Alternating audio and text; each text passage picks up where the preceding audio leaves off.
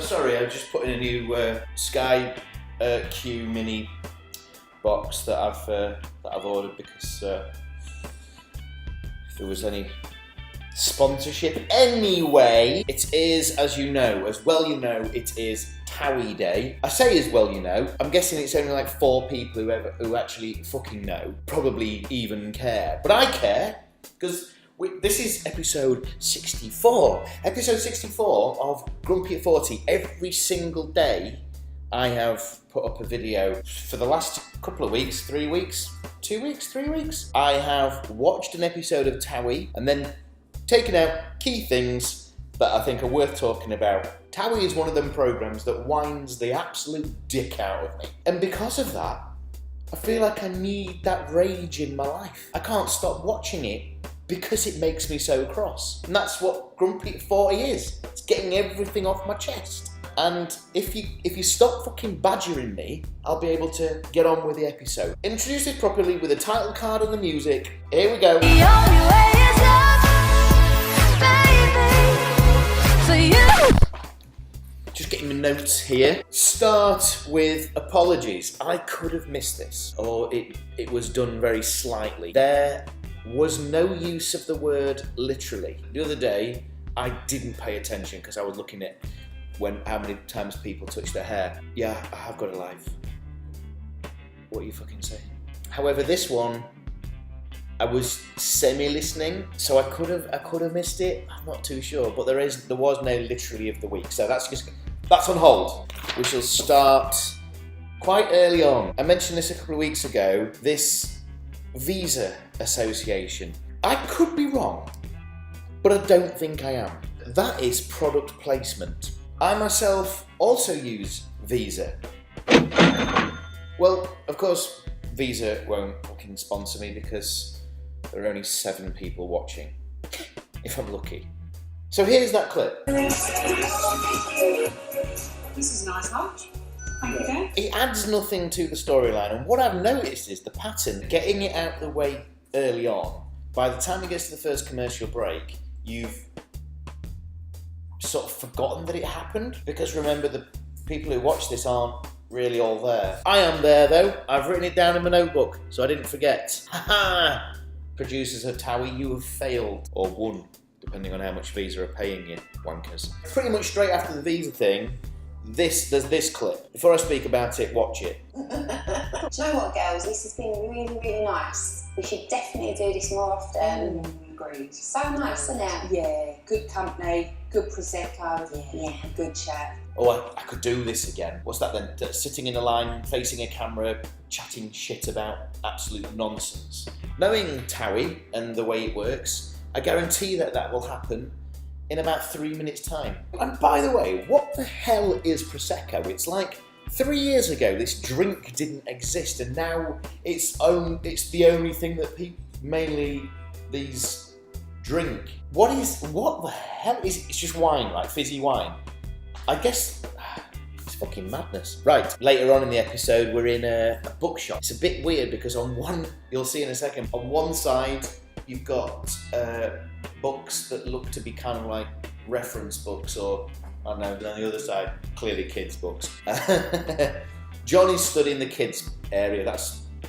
I'll not comment. Watch this whole conversation actually, you'll understand why in a second. You must actually really like her though, to like be researching about the date. I do like her. Yeah, good. Let's just, do you know what I mean? Like, we've only been on a couple of dates, so just gotta keep it chilled. Do you know what I mean? If it flows, it's flowing, right? It's straight up flowing. Yeah. Just need to make sure that I'm not gonna run into something like I do every other time, because you know me, innit? I run full head in, the door closes, I'm stuck in the room. But that's you. Yeah, I know. Let's just go back to the middle of that conversation, something that John says I just want to point out. It's flowing, right? It's straight up flowing. Are you sure?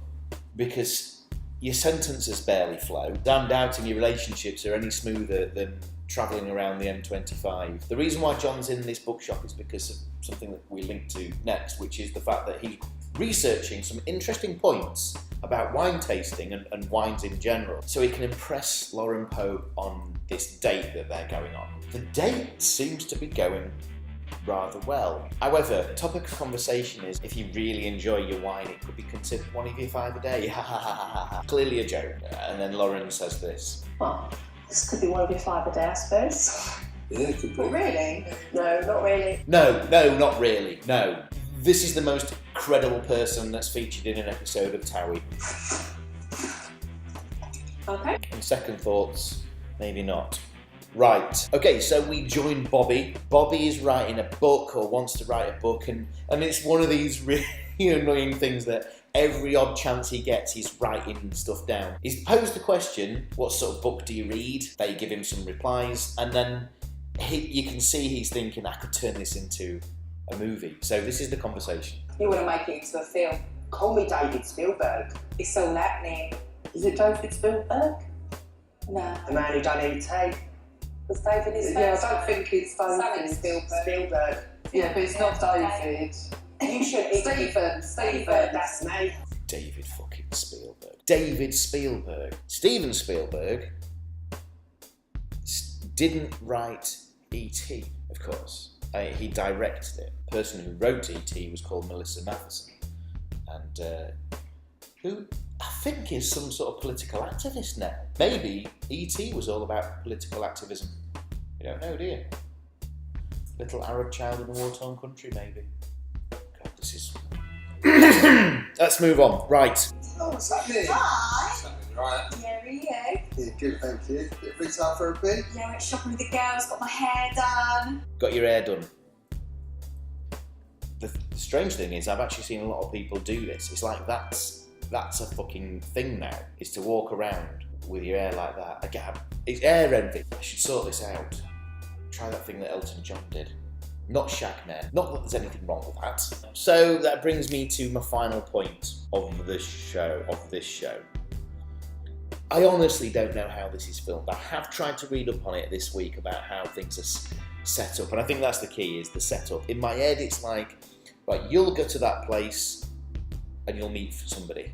And then they say that, oh yeah, you need to go to that place because you'll be meeting somebody, and when they get there, they'll have some sort of conversation. I think that a lot of this is done with a staging in mind. So they will say, you need to explain what's happening. Now for me, that takes out all the element of realism. It's like explaining why you're doing something to the people who know what you're doing. You see what I'm saying? You don't need to, because they already know. This is an example of that. Let me just roll the clip. Oh, that's so good.